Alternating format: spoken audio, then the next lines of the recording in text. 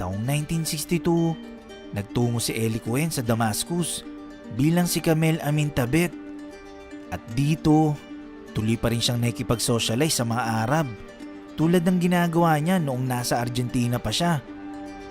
Naglalaan talaga siya ng oras sa pakikisama sa mga Arab at nakikinig ito sa mga chismis pagdating sa usaping pampolitika ng Syria.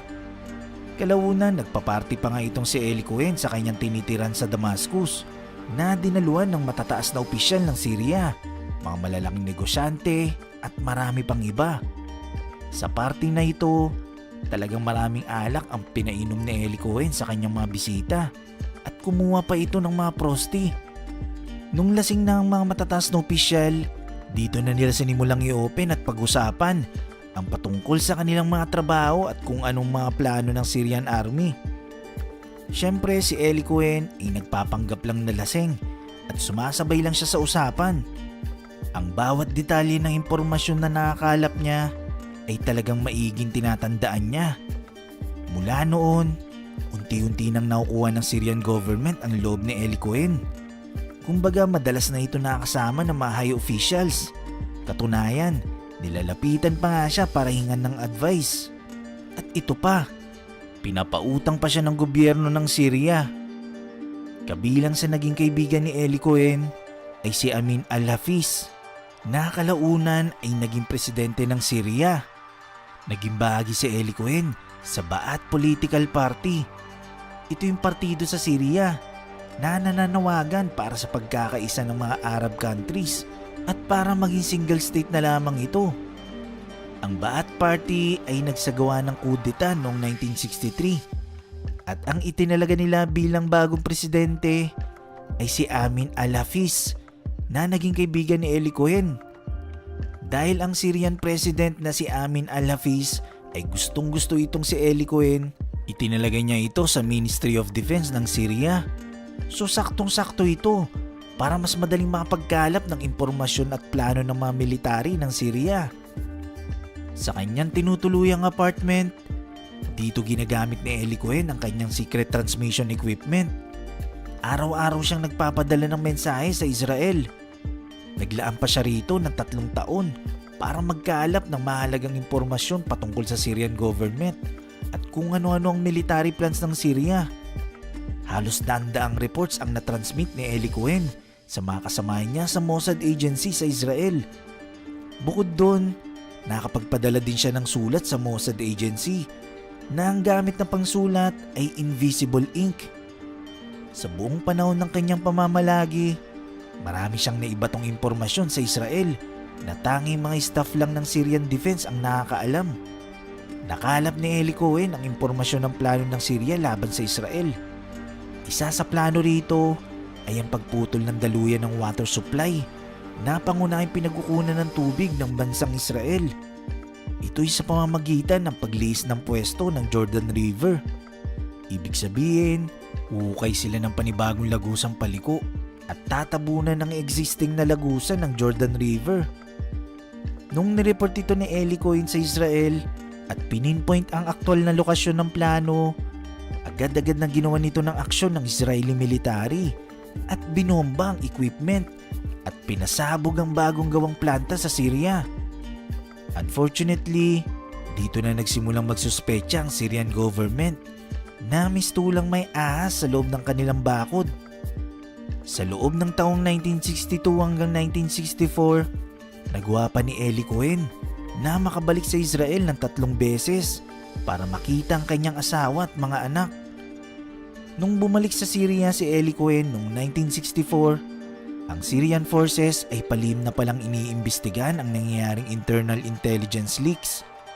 Noong January 1965, gamit ang bagong tracking equipment ng Soviet Union, dito natuklasan at nalocate ng Syrian forces ang illegal transmissions at natrace nila na ito ay nagmumula sa tinitiran ni Eli Cohen. Dahil dito, 4 na officer ang nag-raid sa tinitiran nito at huling-huli sa akto si Eli Cohen na kasalukuyang pang nagsisend ng transmission sa Israel. Agad-agad inaresto si Eli Cohen, ininterrogate at pinahirapan ng sobra-sobra. Nilitis ito sa military tribunal na kung saan hindi siya pinapayagan na depensahan ng kanyang sarili. Si Eli Cohen ay hinatulan ng guilty at napatawan ng parusang kamatayan. Pero bago ang araw ng kanyang kamatayan, paulit-ulit itong pinahirapan ng mga Syrian army para lang sabihin sa kanila ang lahat ng impormasyon na ibinabato niya sa Israel. Pero nanatiling tikom ang bibig ni Eli Cohen at walang nakuwang impormasyon ng mga Syrian sa kanya hanggang sa kanyang huling hininga.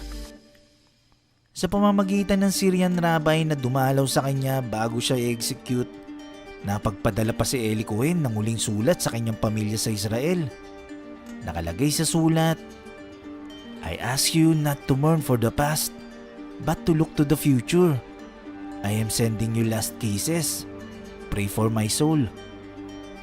Noong May 18, 1965, tuluyan ng in-execute si Eli Cohen sa harap ng publiko. Halos 10,000 na Syrians ang nanood sa public execution na yun. Kailan lang inilabas ang video ng public execution kay Eli Cohen para makita ng pamilya at ng buong Israel. Pero hindi pumayag ang Syrian president na ibalik ang mga buto nito sa Israel dahil bahagi raw ito ng parusa sa kanya. Katunayan, 3 beses nga itong nilipat-lipat ng libingan ng Syrian forces para lang masigurado na hindi ito makukuha ng Israeli agent at maibalik sa Israel. Si Eli Cohen ay itinuturing na bayani ng bansang Israel dahil lahat ng impormasyong naibigay niya ay naging susi para mapagtagumpayan ang lahat ng digmaan na pinagdaanan ng bansa, tulad na lang sa naganap na 6-Day War. Katunayan, si Eli Cohen ang isa sa naging dahilan kung bakit nagtagumpay ang Israel nung naganap ang 6-Day War noong 1967. Naganap ito 2 taon matapos ang kamatayan ni Eli Cohen. Ang 6-Day War ay digmaan sa pagitan ng Israel at pinagsama-samang hukbo ng Syria, Jordan at Egypt.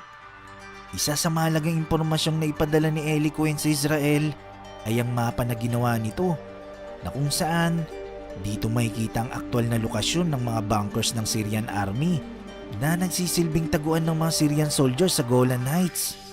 Sinuggest pa ni Eli Cohen na ang bawat bunker ng Syrian army ay may palatandaan na may nakatayong puno malapit dito na itinanim ng Syrian army para maging silungan.